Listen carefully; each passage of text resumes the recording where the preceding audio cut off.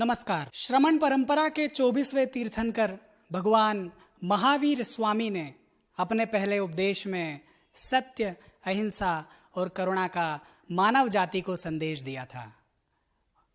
आचार्य भगवंत पूज्य विद्यासागर महामुनिराज जी ने भगवान महावीर स्वामी के उन्हीं विचारों को जगत कल्याण के लिए आगे बढ़ाया। इसी परंपरा के अनुयायियों के भगवान आचार्य भगवंत परम पूज्य विद्यासागर जी महामुनिराज के आदर्शों और विचारों को आत्मसात कर गालव ऋषि की तपोभूमि ग्वालियर से सन 1988 में एक नौजवान मध्य प्रदेश की राजधानी भोपाल की ओर कूच करता है।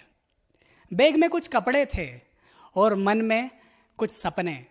इसके साथ ही भगवान महावीर स्वामी का संदेश भी। सपना था कि समाज का दर्पण बनना है, सपना था कि पत्रकार बनना है, सपना था कि सबकी खबर सब तक पहुंचानी है। अमेरिका के पूर्व राष्ट्रपति अब्राहम लिंकन ने लोकतंत्र की परिभाषा दी है कि जनता के लिए, जनता के द्वारा चुना गया तंत्र लोकतंत्र कहलाता है। मैं अगर ये कहूँ तो कोई अतिशयोक्ति नहीं होगी कि इस नौजवान के लिए पत्रकारिता की परिभाषा भी कुछ ऐसी है कि जनता के लिए, जनता के द्वारा दी गई परिभाषा या की गई खबर सबकी खबर कहलाती है। यही पत्रकारिता कहलाती है। उस नौजवान ने मध्य प्रदेश और देश के बड़े संस्थानों में अपनी दक्षता और क्षमता का लोहा मनवाया और आज वो मध्य प्रदेश की पत्रकारिता जगत में सशक्त हस्ताक्षर के रूप में यहाँ पर मौजूद हैं। मैं हूँ सुदर्शन व्यास। आप सोच रहे होंगे कि सबकी खबर में हमेशा जो सबकी खबर लेने आते हैं उनकी जगह ये नया लड़का कौन आया हुआ है। तो मैं आपको बता दूं कि जो हमेशा सबकी खबर लेते हैं आज उनकी खबर मैं लूँगा। मेरे सामने यहाँ पर मौजूद हैं आप सबके चहीते और सबकी खबर के प्रधान संपादक आदरणीय रविंद्र जैन जी। आपका बहुत बहुत स्वागत है और आपको बहुत बहुत सबसे पहले तो मैं धन्यवाद दूंगा सर कि सबकी खबर के इस विशेष कार्यक्रम में मैं समझता हूं कि देश का या मध्य प्रदेश का ऐसा अनोखा कार्यक्रम होगा कि किसी संस्थान के जो प्रमुख हैं वो एक अपनी भूमिका को बदल के बैठे हैं। जो हमेशा सबसे सवाल करते हैं आज वो जवाब देंगे। तो पहला सवाल सर यही होगा कि सबकी खबर की परिकल्पना कैसे हुई? पहले तो बहुत बहुत धन्यवाद सुदर्शन जी। और जो आपने कहा कि ये एक नया है, ये पत्रकारिता में हमेशा नवाचार होते रहना चाहिए। हम तमाम लोगों से सवाल करते हैं, उनको कटघरे में लाते हैं, कभी हमें भी कटघरे में होना चाहिए। और जो आपने कहा सबकी खबर की परिकल्पना, तो मुझे ऐसा लग रहा था जब मैं 62 साल की उम्र में मैंने जब प्रवेश किया तो मुझे ऐसा लगा कि इस पत्रकारिता ने मुझे बहुत दिया है, मुझे नाम दिया है, दाम दिया है, मुझे एक स्थान दिया है। मैं भी इस पत्रकारिता को कुछ दूं।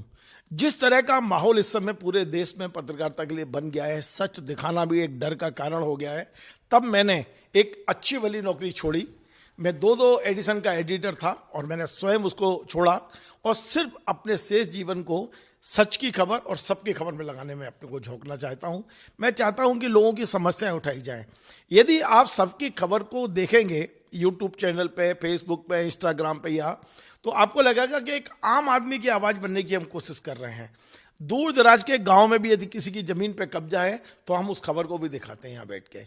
हम केवल नेताओं के खिलाफ या भ्रष्टाचार के खिलाफ अकेले नहीं, हम ऐसा नहीं कि भ्रष्टाचार की खबर हमने नहीं चलाई, हमने वो भी चलाई हैं। लेकिन हम तब अपने आप को सौभाग्यशाली मानते हैं जब हम खबर के जरिए किसी की मदद कर पाते हैं, किसी को न्याय दिला पाते हैं। और मेरी परिकल्पना जो सबकी खबर की है, भविष्य क्या होगा मुझे नहीं पता है, लेकिन मैं इतना भरोसा दिला सकता हूँ अपने एक दर्शक को कि मैं सिर्फ आपकी लड़ाई, आपकी भावना, आपको न्याय मिले, इसके लिए इस चैनल को शुरू किया है। मैं यहाँ पे दर्शकों को एक बात और बताना चाहूँगा कि ये जो साक्षात्कार है, विशेष रूप से इसका अभिप्राय, इसका कारण ये भी है कि पहली बार ऐसा हुआ है, ये बहुत विशिष्ट घटना है सोशल मीडिया के ज़माने में कि कोई एक वीडियो 1 करोड़ व्यूज़ पार पहुँचा है। एक विशेष हमारा इसका कारण ये भी था कि इस पर हम चर्चा करें और आप तक, चूँकि आप लोगों ने सबकी खबर को इतना प्यार दिया है, तो ये खुशी आप लोगों से साझा करना भी बनता है। तो सर, मैं ऐसा मानता हूँ कि लगभग 40 साल आपको पत्रकारिता क्षेत्र में हो गए हैं। 4 दशक एक जीवन होता है, एक बड़ा जीवन होता है। तो और कई सारे इस देश में हमने उदाहरण भी देखे हैं कि कई बड़े बड़े पत्रकारिता के बड़े हस्ताक्षर हैं, बड़े नाम हैं, जो मीडिया संस्थान से को छोड़ करके, मेन स्ट्रीम मीडिया छोड़ करके उन्होंने अपना एक खुद का एक वेंचर शुरू किया है। उसी राह पर आगे आप जा रहे हैं। परिकल्पना तो आपने सबकी खबर की बताई, लेकिन ऐसा क्या कारण था कि आपने मेन स्ट्रीम मीडिया और बड़ा जो दायित्व था, बड़ा पद था संपादक का, वो छोड़ करके उसको त्यागा आपने और अपना खुद का वेंचर शुरू किया? देखिए सुदर्शन जी, जो आपने कही है बात, दरअसल हो ये रहा है कि इस समय मेन स्ट्रीम मीडिया में जो पत्रकार हैं, जिन्होंने अपना कुछ भी किया, सच दिखाया नहीं दिखाया, मैं उसमें नहीं जाना चाहता हूं, लेकिन जिन कारणों से उनकी नौकरियां गईं, चाहे हम रवीश कुमार जी को ले लें, चाहे अजित अंजुम जी को ले लें, ऐसे तमाम पत्रकार हैं, पुण्य प्रसून वाजपेयी को ले लें, अभिसार शर्मा को ले लें, ऐसे कई पत्रकार हैं जो एक बड़े हस्ताक्षर हुआ करते थे पत्रकार, खासकर टीवी पत्रकारिता के, लेकिन अलग अलग कारणों से इनकी नौकरियां गईं। किसी ने किसी का चैनल खरीद लिया, कहीं कहीं पॉलिसियां बदल गई, कहीं इनकी ट्रेनिंग नहीं बैठी। तो इस मजबूरी में कि अब हम आगे क्या करें, इन्होंने यूट्यूब मीडिया को अपना वो बनाया, हथियार बनाया, और उसके जरिए उन्होंने अपनी बात को कहने की कोशिश की है। लेकिन मेरे साथ ऐसी कोई मजबूरी नहीं थी, ना मेरी नौकरी गई थी, ना मेरे को कहीं हटाया गया था। मेरे को ऐसा लगा कि जब हम मेन स्ट्रीम मीडिया में रहते हैं तो हम सरकार के आश्रित हो जाते हैं, और सरकार आश्रित इसलिए होते हैं कि एक संपादक की भूमिका पहले सिर्फ खबर तक सीमित थी, लेकिन आज संपादक को क्या क्या करना पड़ता है ये मेरे को कहना नहीं है।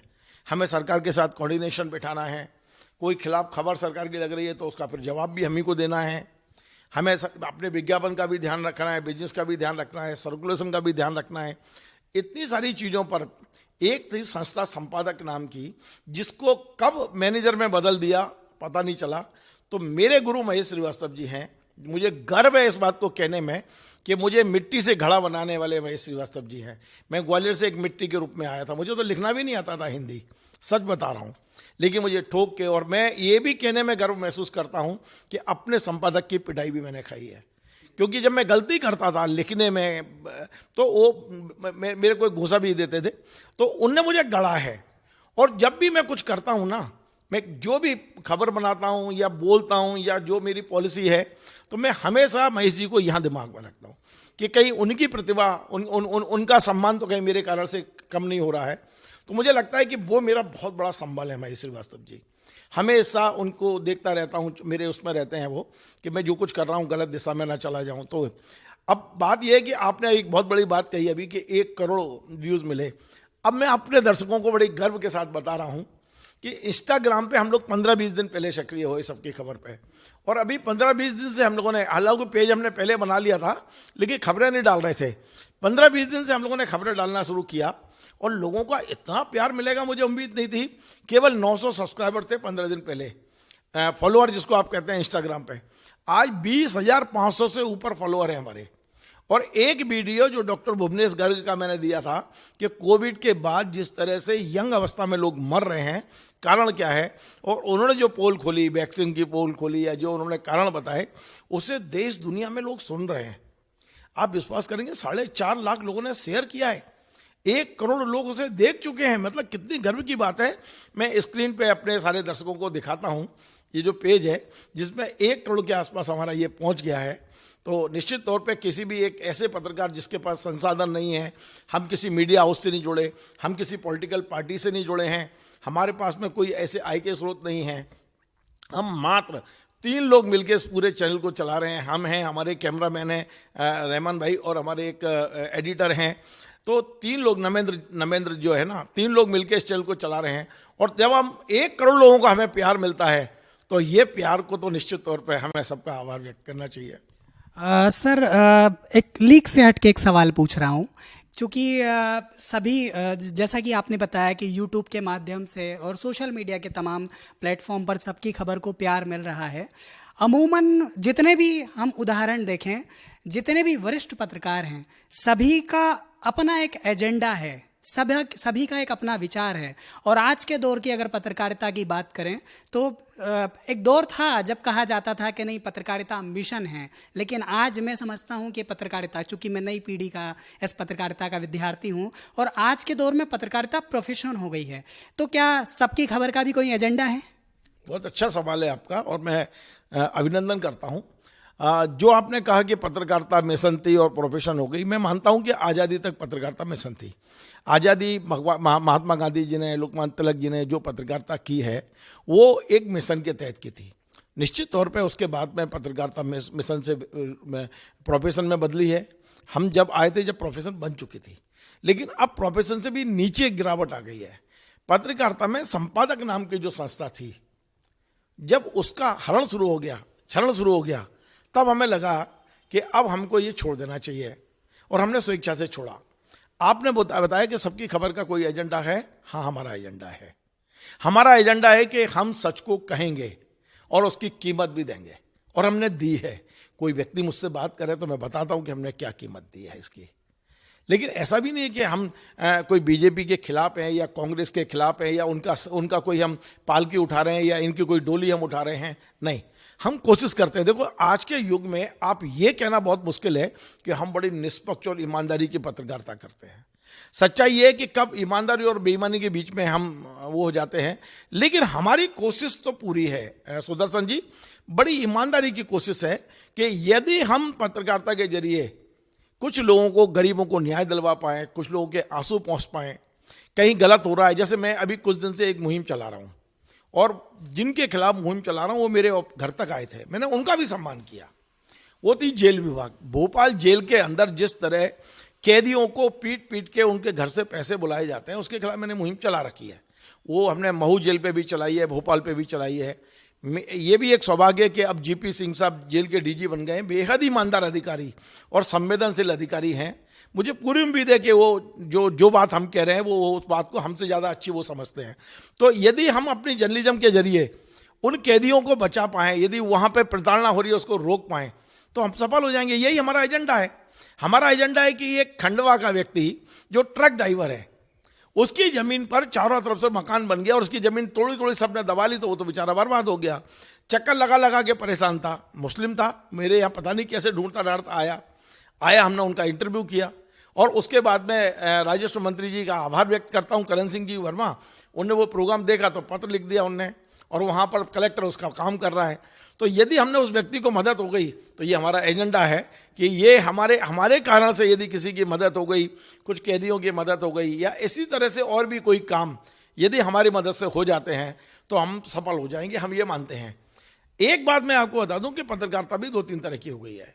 एक है पत्रकारिता हमारा रोजगार है, तो बेचारा वो आदमी क्या करेगा, उसके बच्चे पालने हैं, परिवार है, माता पिता हैं घर में।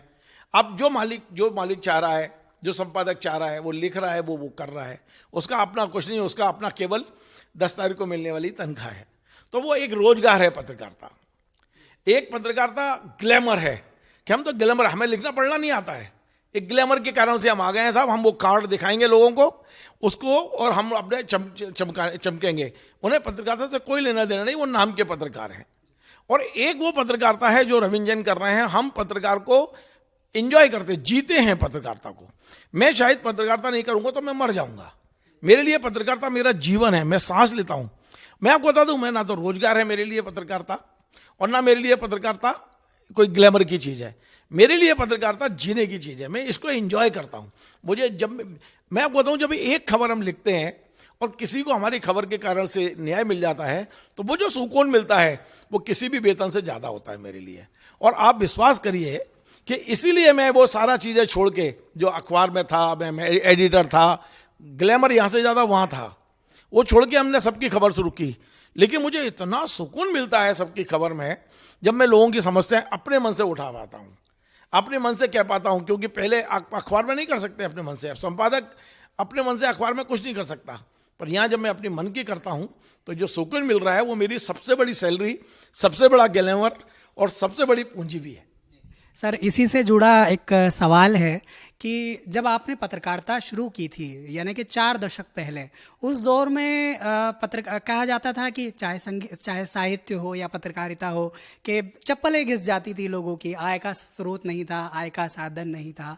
और आप ग्वालियर से चल करके भोपाल आए तो परिवार में विरोध हुआ होगा, नाराज़गी हुई होगी कि कैसे परिवार का पोषण होगा, जिम्मेदारियां होगी।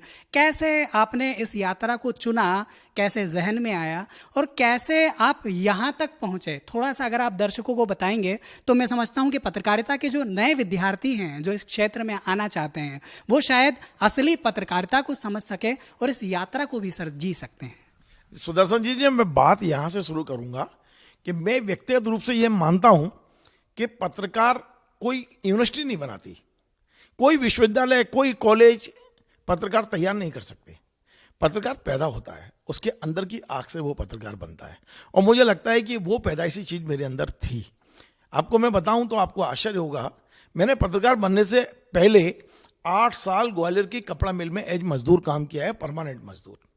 मैं 79 में मैं वहाँ मजदूर था और ये 84 तक 5 साल मैंने वहाँ पार्ट टाइम में पत्रकारिता की। उस समय आपकी, क्योंकि मैं माफ़ी चाहता हूँ आपको बीच में टोक रहा हूँ, ये मतलब एक बहुत बड़ी बात है कि मैं दर्शकों को भी बताना चाह रहा हूँ कि मैं मध्य प्रदेश के और देश की पत्रकारिता के एक बड़े नाम के सामने, एक हस्ताक्षर के सामने बैठा हुआ हूँ, उनका साक्षात्कार ले रहा हूँ। और ये बात मैं इसलिए विशेष रूप से कोट कर रहा हूँ कि आजकल में नई पीढ़ी की जो पत्रकारिता है, मेरी उम्र की जो पत्रकारिता है, 2 साल 3 साल काम करने के बाद खुद को वरिष्ठ कहलाना पसंद करते हैं या ये पसंद करते हैं कि हमने जो किया है या हमने जो लिख दिया है, पत्रकार विश्लेषक हो जाता है। तो वो जो संघर्ष है और वो जो जिजीविषा रही है काम को लेकर के, वो नई पीढ़ी समझे कि थोड़ा सा पिसना पड़ेगा और घुनना पड़ेगा। इसलिए मैं थोड़ा सा सर बारीकी से आपसे पूछ रहा हूँ कि सर उस दौर में जब आप संघर्ष कर रहे थे, जब आप श्रमिक थे,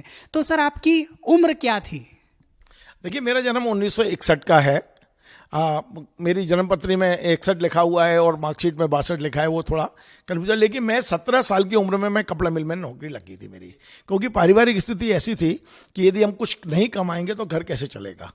इसीलिए मैंने जब हायर सेकेंडरी 12th 11वीं क्लास, पहले हायर सेकेंडरी हुआ करती थी, फिर कॉलेज जाया करते थे, अभी 12वीं के बाद जाते हैं।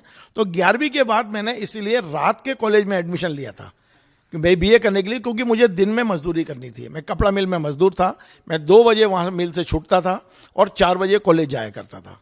मैंने 83 में जब मैंने ग्रेजुएशन पूरा कर लिया तो 84 में मैंने अखबार ज्वाइन कर लिया था, और जो समय मैं कॉलेज में व्यतीत करता था वो मैं अखबार में शुरू कर दिया। और 88 तक मैं वहाँ अखबार और मिल और कॉलेज, मिल और अखबार, ये सब मेरा चलता रहा है। तो और 88 में मैंने वो मिल की नौकरी छोड़ के और परमानेंट भोपाल आ गया था। और मुझे महेश श्रीवास्तव जी जैसे द्रोणाचार्य मिले जिनने मुझे गढ़ा। मैं निश्चित तौर पे आज भी बता रहा हूँ, पत्रकारिता करने का जोश बहुत था, लेकिन ना लिखना आता था, ना वाक्य बनाना आता था, खबरें लाना आता था। खबर तो मेरे को अब आग में कूद के ले आता था निकाल के, पर खबर को कैसे माला में मोती की तरह पिरोना है, ये सिखाने वाले महेश जी थे मुझे। तो आपने कहा कि नए लड़कों को बताएं, तो मैं एक चीज़ बताता हूं, और एक छोटी सी घटना मेरी ख्याल है हो सकता है जिसको आप टारगेट करके कहलवाना चाहते हो। क्या हुआ 2006-07 में मेरे मन में आया, क्योंकि महेश जी ने मुझसे कहा कि रिटायरमेंट के बाद क्या करोगे। तो मैंने कहा घर बैठेंगे। उन्होंने कहा नहीं, बच्चों को पढ़ाओगे तुम। तो फिर मैंने कहा पढ़ाने के लिए तो मुझे मास्टर डिग्री चाहिए। तो बोले MA करो, MJ करो, मास्टर ऑफ जर्नलिज्म करो, तुम्हारे पास वो तो है, BA तो तुमने किया हुआ है। तो मैंने यहाँ एडमिशन लिया MJ में, महाकाल लाल चतुर्वेदी पत्रकार विश्वविद्यालय से जो एफिलिएटेड कॉलेज था जगत विजन, उसमें एडमिशन लिया और मैंने MJ किया। उसी दौरान आप सुनेंगे तो आश्चर्यचकित रह जाएंगे, जब मैं सिलेबस खरीद के लाया माखन लाल का MJ का, तो मैं दंग रह गया कि उस सिलेबस में, डिफेंस जर्नलिज्म में, मेरी खुद की लिखी हुई किताब सिलेबस उसमें लिखी हुई थी। तो ये किसी भी छात्र के लिए, मतलब उस तरह का सिलेबस नहीं है, उसमें एक सजेशन रहता है कि आपको इस सब्जेक्ट के लिए इन किताबों को सजेस्ट किया जाता है। तो डिफेंस जर्नलिज्म में कारगिल दस्तावेज किताब थी, वो मेरी खुद की लिखी हुई किताब थी। यद्यपि उसी दौरान जब मैं MJ कर रहा था, उसी दौरान महेश श्रीवास्तव जी ने मुझे पीपुल्स में पढ़ाने की भी जिम्मेदारी लगाई। मैं वहाँ पढ़ा भी रहा था, जो MJ के बच्चों को कई क्लास में लिया करता था वहाँ पर। तो मतलब निश्चित तौर पे मैंने कहा ना, मेरे जीवन में महेश जी का बहुत बड़ा योगदान है, और मैंने जो भी कुछ किया, मतलब मैंने बगैर पूछे, आज इस उम्र में भी यदि मेरे को कोई बड़ा निर्णय लेना है, खासकर केवल पत्रकारिता में, तो मैं महेश जी से बगैर पूछे कुछ नहीं करता। एक और बड़ी बात है सर पत्रकारिता की। मैं समझता हूँ सर कि पत्रकारिता मिशन प्रोफेशन के अलावा आजकल तो व्यवसाय हो गया है, उदर पोषण का माध्यम हो गया है, लेकिन गुरु शिष्य की जो परंपरा है वो इस क्षेत्र में आज भी बनी हुई है, और ये बड़ी बात है, अपने आप में बड़ी बात है। इसी से जुड़ा सर एक सवाल है कि स्थानीय स्तर पर जो व्यवसायी हैं, व्यापारी हैं, उन लोगों की ऐसी सोच है कि यार हम कोई व्यापार या व्यवसाय शुरू करें, अगर हम पत्रकारिता करते हैं, कोई चैनल अखबार के ब्यूरो बन जाते हैं, या आजकल यूट्यूब चैनल चल रहे हैं या वेबसाइट है तो हम शुरू कर देंगे, तो सरकारी जो मुलाजिम हैं हम उनसे बच जाएंगे, या शहर में नगर में अपनी धौंस जमा लेंगे। इस बीच कई सारे ऐसे पत्रकार हैं जो उन्हें नहीं करना चाहिए, पत्रकारिता धर्म के विरुद्ध भी कई सारे काम कर रहे होते हैं। तो सर इस क्योंकि ये भी एक चिंता का विषय है, और आजकल के जितने भी नए लोग हैं, मैं नई पीढ़ी शब्द का इस्तेमाल नहीं कर रहा हूँ, जो भी इस क्षेत्र में आना चाहते हैं, उनका उद्देश्य यही रहता है कि हमें अपने व्यवसाय को स्थापित करना है, या एक आय का एक एक्स्ट्रा सोर्स बनाना है ताकि हम अपना काम कर सकें। तो सर ऐसे लोगों के लिए या इस पत्रकारिता के लिए सर आपका क्या कहना है? देखिए, इस समय पत्रकारिता में दो तरह के लोग हैं, एक लिखने वाले और एक दिखने वाले। जो सिर्फ दिखते हैं, उनको लिखना लिखना नहीं आता, वो कार्ड लेके जो घूमते हैं ना। मेरा इस बारे में एक बड़ा स्पष्ट सोच है, बड़ा साफ सोच है, और इस बात को मैंने कई मंचों से भी बोला है। वो ये बोला है कि आप एक मकान बनाने वाले इंजीनियर की डिग्री चेक करते हैं, तो इस राष्ट्र को गढ़ने वाले पत्रकार की डिग्री क्यों नहीं चेक होती? ठीक है, एक जमाना था जब आप अनुभव के आधार पर पत्रकार बनते थे, अब जमाना बदल गया है, और इस पत्रकारिता को यदि बचाना है तो आपको मिनिमम डिग्री या मिनिमम अनुभव को अब प्राथमिकता देनी होगी। आप जब अधिमान्यता देते हैं तो आपको पता है ट्रक वाला भी अधिमान कार्ड लेके घूम रहा है, तो उसका भी कोई सम्मान नहीं रह गया है।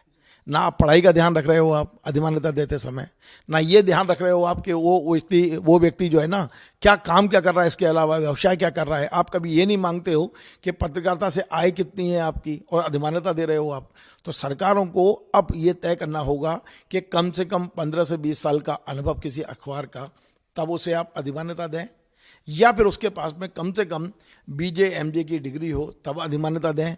यदि हम शिक्षा को इसमें अनिवार्य नहीं करेंगे तो ये जो फर्जीकरण है जिसकी चिंता आप कर रहे हो, इसे रोकना बहुत मुश्किल है।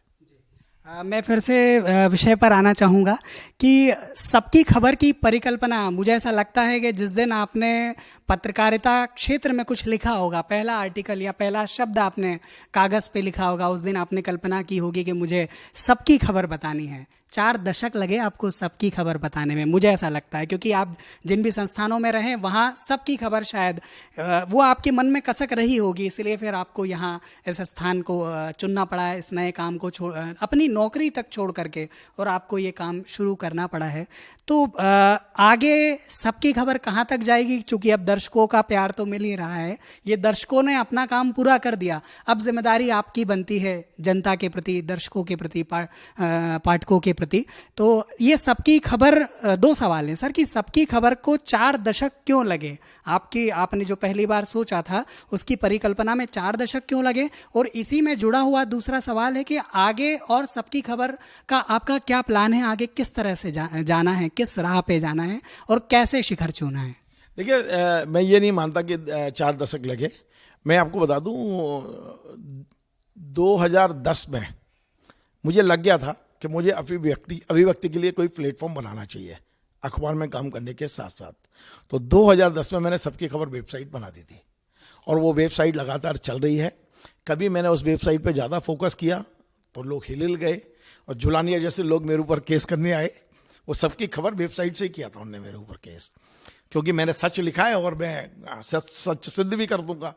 मैंने सुदर्शन जी, एक बात तो मैं गारंटी से कहता हूं, और जो मुझे जानते हैं वो सब कह सकते हैं कि यदि मैं 2 लाइन लिखता हूं तो बगैर प्रूफ के नहीं लिखता। इनके पास सबूत होंगे तभी लिखता हूं मैं। आज तक हवा में खबर नहीं लिखी, चरित्रहीनता वाली कोई खबर नहीं लिखी मैंने, कैरेक्टर को लेकर नहीं लिखी। हाँ, बहुत ज़्यादा कोई प्रमाण है और यदि वो देश के लिए, समाज के लिए खतरनाक है तो लिखी, नहीं तो नहीं लिखी मैंने।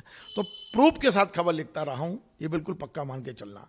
आपने पूछा कि अब सबकी खबर का भविष्य क्या है, तो मेरा अगला टारगेट जो है वो एक ही है, बस इसके ज़्यादा नहीं है, क्योंकि अभी लोगों का इतना प्यार और इतना प्रेम मिल रहा है और हम लोगों को से जुड़कर प्रो पीपुल्स जर्नलिज्म कर रहे हैं। इसका यदि ध्येय वाक्य कहें तो प्रो पीपुल्स जर्नलिज्म है ये। हम सिर्फ जनता के लिए पत्रकारिता कर रहे हैं, ऐसा मेरा विचार है। हो सकता है हमसे कुछ गलतियां हो रही हों, यदि हमारे पाठक हमको सुधारेंगे तो हम अपने पाठकों को ही अपना मार्गदर्शक मान के सुधरेंगे। अभी हमारा ये है कि हम सबकी खबर को यूट्यूब पे 24 घंटे का करना चाहते हैं। अभी हमारे 3, 4, 5 प्रोग्राम आते हैं, टोटल मिला के हम 1, 1.5 घंटे 2 घंटे का प्रोग्राम दे रहे हैं। लेकिन अब हम ऐसी कुछ प्लानिंग में हैं कि हम 24 घंटे एक चैनल सबकी खबर का लाएं। इसके अलावा जिस धर्म ने, जिस समाज ने मुझे आगे बढ़ाया है, जिसमें मैंने जन्म लिया है जैन समुदाय में, मैं वहाँ के लिए भी उस जैन आगम यानी जैन जो फिलॉसफी है, जैन फिलॉसफी को आप हिंदी में कहेंगे जैन आगम, तो जैन आगम के प्रचार के लिए और उसके बढ़ावे के लिए भी मैं एक नया चैनल लेकर आ रहा हूँ। उसका नाम जैन आगम ही रखा है मैंने, और जैन आगम चैनल पर अब मैं फोकस करूँगा मई के बाद।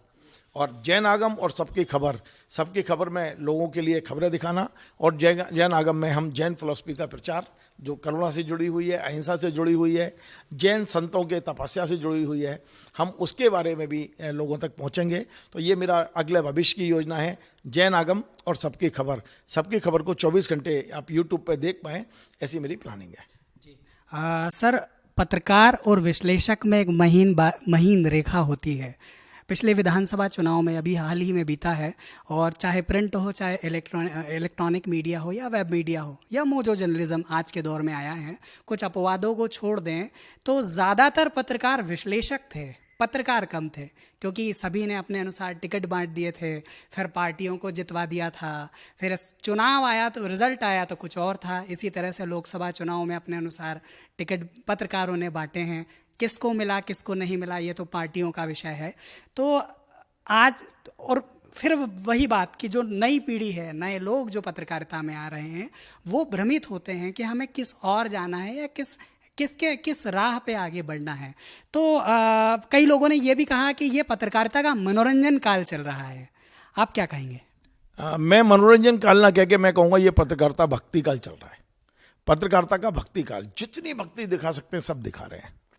आपने एक और बात कही मुझसे कि पत्रकारिता का व्यूज़ और न्यूज़, मतलब विश्लेषक आपने कहा, तो मैं उसको कहता हूँ न्यूज़ और व्यूज़।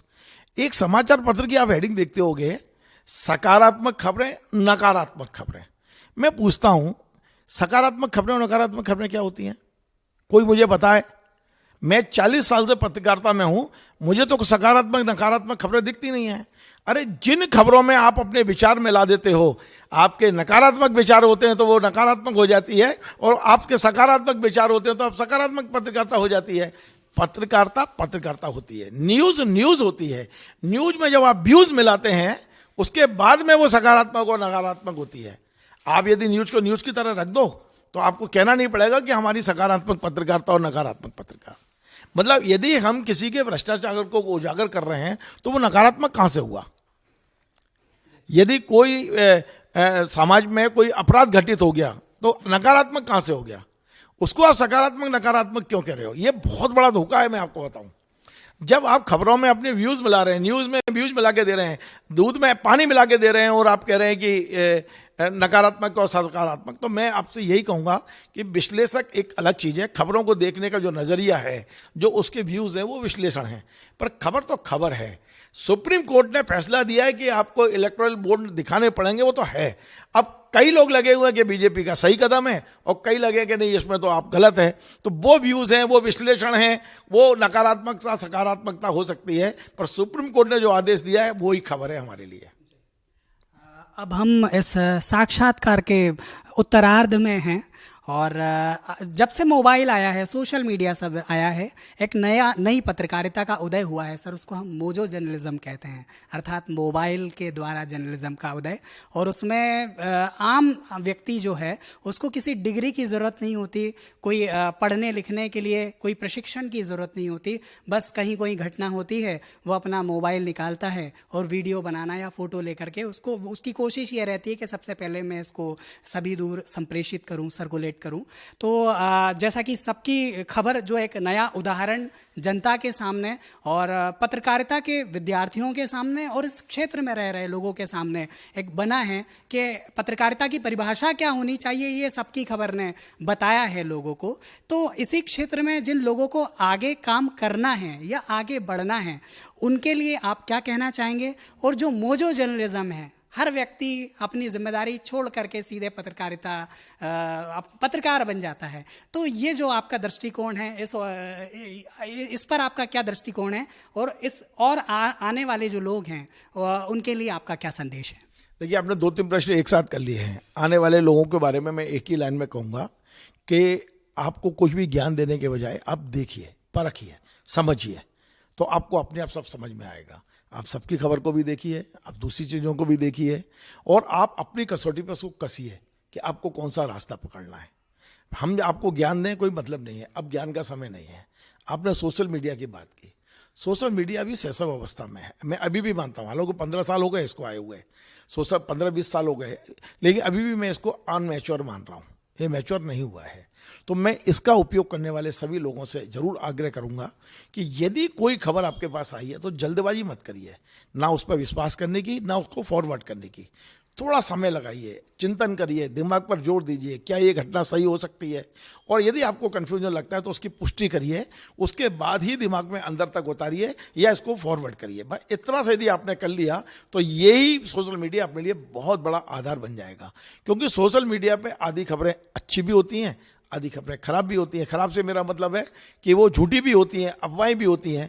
तो हमें उसके लिए सतर्कता जिस दिन हम लोग बदलेंगे, मैं आपको इस बड़ी जिम्मेदारी से कह रहा हूं कि मैंने आज तक सोशल मीडिया के आधार पर ना तो अखबार में खबर बनाई, ना सबकी खबर पर चलाई। मैं हमेशा जो खबरें सोशल मीडिया पे आती हैं, पहले ठंडे दिमाग से खुद सोचता हूं कि क्या ये सही हो सकती है, उसके बाद फिर मैं उसकी पुष्टि करता हूं, और उसके बाद फिर मैं चाहे अखबार में था तब या अब सबकी खबर में हूं तब उसका मैं उपयोग करता हूं। तो इतना ही निवेदन है कि सोशल मीडिया हमारे लिए एक बहुत बड़ा अभिव्यक्ति का प्लेटफॉर्म है। आप अपने विचार वहाँ रखिए, पूरी तरह से रखिए, लेकिन क्राइम मत करिए, किसी का अपमान मत करिए, अफवाहें मत फैलाइए। ये मैं सभी उन सोशल मीडिया का उपयोग करने वालों को, और विवेक का उपयोग करिए, इतना कहना चाहूँगा। चूँकि सबकी खबर दर्शकों के मन में है और अपने चहीते संपादक को सारे दर्शक बहुत प्यार करते हैं, तो संबंध दोनों तरफ से होता है, आदान प्रदान होता है। तो मैं ऐसा मानता हूं कि सबकी खबर के प्रधान संपादक के जो दर्शक हैं वो भी उनके चहीते होंगे। तो आपके चहीते दर्शकों के लिए आप क्या कहना चाहेंगे? बस हम यही कहना चाहेंगे कि आप अपना प्यार बनाए रखिए, और हमसे यदि कोई कमी होती है तो हमारी आलोचना भी उतनी ताकत से करिए जितनी ताकत से आप हमें प्यार करते हैं। क्योंकि जो जिसकी आलोचना नहीं होती उसके बिगड़ने के चांस बहुत होते हैं, क्योंकि हम इंसान हैं, गलतियां हमसे भी होंगी। हमारा कोई 40 साल का अनुभव हो गया तो ऐसा नहीं है कि हमने कोई अमरोती खा ली है, ये हमसे कोई भूल नहीं हो सकती है। हो सकता है हमसे गलती हो। आप सारे दर्शकों को मैं अधिकार देता हूं कि आप जब चाहें तब हमारा कान पकड़िए, कान मरोड़िए हमको, हमें सही रास्ता दिखाने का काम आप ही कर सकते हैं। तो ये थे सबकी खबर के प्रधान संपादक जो हमेशा सबकी खबर लेते हैं, आदरणीय श्री रवीन जैन जी। आज मैंने उनकी खबर ली है और आपके लिए ली है, ये मैं आप लोगों को बता दूं। सबकी खबर इस चैनल को फेसबुक, एक्स, यूट्यूब, इंस्टाग्राम सभी प्लेटफॉर्म पर मौजूद हैं। लाइक कीजिए, सब्सक्राइब कीजिए, और आप सभी का प्यार इसी तरह से बना रहे, शेयर करते रहिए। बहुत बहुत धन्यवाद। नमस्कार।